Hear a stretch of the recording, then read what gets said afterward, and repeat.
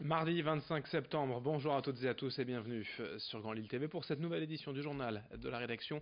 Avant toute chose, vous le savez, vos prévisions météo avec du soleil mais un temps frais prévu aujourd'hui. Ce matin, on a relevé à peine 5 petits degrés par endroit, on s'est même approché de zéro, fait des premières gelées dans les campagnes. Heureusement, avec le soleil aujourd'hui, l'air va quelque peu se réchauffer, on restera quand même en dessous des valeurs de saison avec 16 degrés cet après-midi à Lille. Tout cela néanmoins, je vous le disais, sous un beau soleil toute la journée. Les prévisions météo complètes bien évidemment après ce journal. À la une, tout d'abord, en images, à Roubaix, le nouvel aménagement du boulevard de Douai a fait quelque peu polémique ces dernières semaines. En cause, l'abattage d'une trentaine d'arbres, des tilleuls et des marronniers, tous en parfaite santé et centenaires pour la plupart. La volonté de la mairie est de favoriser les transports alternatifs en réduisant la largeur de l'actuelle chaussée avec en prime une grande piste cyclable et des trottoirs mieux aménagés. Mais pour cela, la ville doit donc abattre ces grands arbres. Le projet prévoit de les remplacer par de nouvelles plantations, mais qui seront du coup plus fragiles. Depuis, les défenseurs de l'environnement s'organisent et une pétition sur le site mesopinions.org a déjà récolté plus de 3000 signatures. Pour eux, ce projet d'abattage est tout simplement incompréhensible car les arbres sont sains. Un adjoint de la mairie de Roubaix s'en explique au micro de Xavier Silly. On a un classement des arbres qui est géré parce qu'on a 12 000 arbres sur la ville de Roubaix et donc ces arbres aujourd'hui sur un classement vert, orange, rouge, ils sont classés orange. C'est-à-dire que là, quand on va toucher au système racinaire et qu'on va refaire les trottoirs, de toute façon, ils passent en catégorie rouge, c'est-à-dire qu'ils sont condamnés à court terme, quoi. Donc la meilleure des solutions, c'est d'en replanter. Ce qu'on va replanter, c'est une diversité d'arbres. C'est ce qu'on cherche à faire sur l'ensemble de la ville, parce qu'on ne veut pas dépendre que d'une espèce. Dans le cas où il y a un champignon ou une maladie, et c'est ce qui va arriver de plus en plus avec le réchauffement climatique, il faut au contraire qu'on ait une diversité d'arbres. Donc là, c'est ce qu'on va justement créer.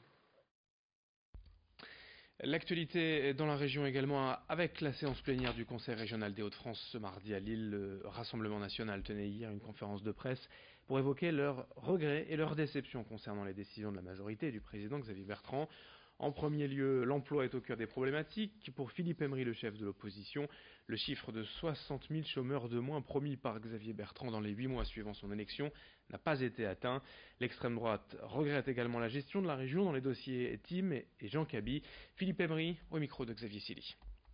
Lorsque M. Bertrand a pris la présidence du Conseil régional, on va dire au 1er janvier 2016, le nombre de demandeurs d'emploi catégorie ABC, 574 000. M. Bertrand avait promis de remettre en activité 60 000 demandeurs d'emploi en 8 mois. Nous aurions donc dû tomber à 514 000 demandeurs d'emploi. Et nous venons de passer, depuis 2 trimestres consécutifs, la barre des 601 000. Donc il y a un échec flagrant sur l'emploi, alors que M. Bertrand en avait fait l'alpha et l'oméga des politiques régionales, sa priorité absolue, puisqu'il avait même dit « je ne délègue pas cette vice-présidence, c'est moi qui m'en occuperai personnellement ». C'est un échec XXL pour M. Bertrand.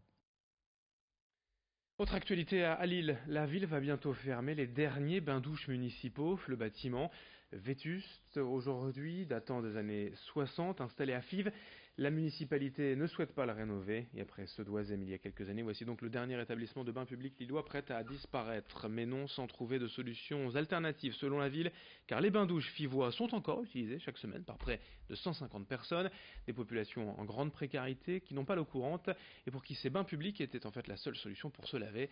La ville réfléchit donc à la possibilité d'ouvrir les douches de manière temporaire, des salles de sport par exemple, pour compenser. Explication au micro de Xavier Silly.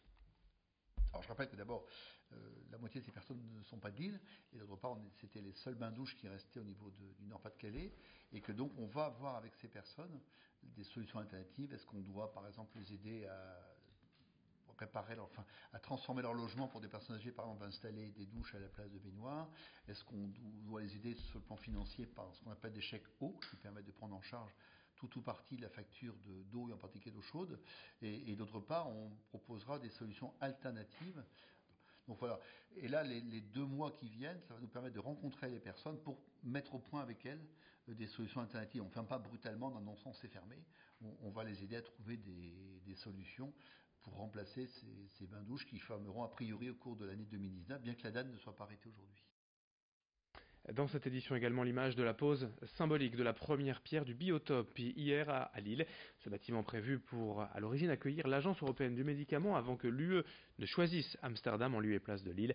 C'est la MEL qui va finalement s'y installer en déménageant son siège rue du Ballon face au cimetière de l'Est, datant de 1968 aujourd'hui, vétuste et dispersé.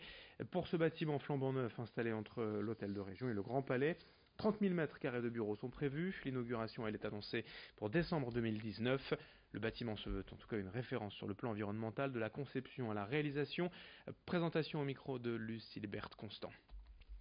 On a besoin d'une relance du bâtiment dans la métropole et dans toute la France. Il y a des signes inquiétants sur les baisses de la construction neuve dans le pays.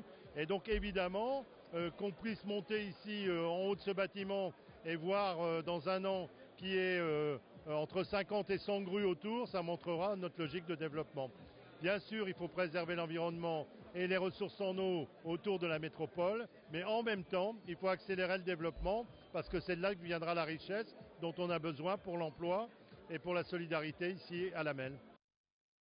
Pour finir ce journal, l'ouverture ce samedi à Lille du restaurant en Big Mama, la pizzeria la plus tendance de Paris, est presque prête à servir ses premiers clients, du moins officiellement, car avant l'ouverture donc ce week-end, cette semaine les équipes vont s'entraîner en servant quelques privilégiés. Pour l'instant, une grande partie donc des équipes sont formées par les responsables parisiens, puis les employés lillois se débrouilleront seuls. Big Mama sont d'abord des pizzas napolitaines, mais aussi des pâtes fraîches, des produits venus directement d'Italie et des desserts faits sur place. Nul doute qu'il y aura du monde ce samedi pour l'ouverture. En attendant, Vincent Vieillard et Yasmine Ziad ont eu la chance d'y aller hier. Je crois que dans notre métier qui est la restauration, il n'y a pas vraiment de concurrence entre le resto d'à côté, etc. Je pense que ce qu'on essaye de faire, nous, c'est de faire ce qu'on pense que tout restaurant devrait faire, à savoir servir des trucs bons, pas chers. Le rapport qualité-prix, c'est hyper important. C'est pour ça aussi qu'on achète en direct des producteurs. Dans un beau lieu, servi avec le sourire. Et je pense que si on fait ça, je suis sûr qu'il y aura assez de monde ici et que ça se passera bien. Fin de cette édition sur Grand Lille TV, à suivre d'autres informations. Restez avec nous, très belle journée à toutes et à tous.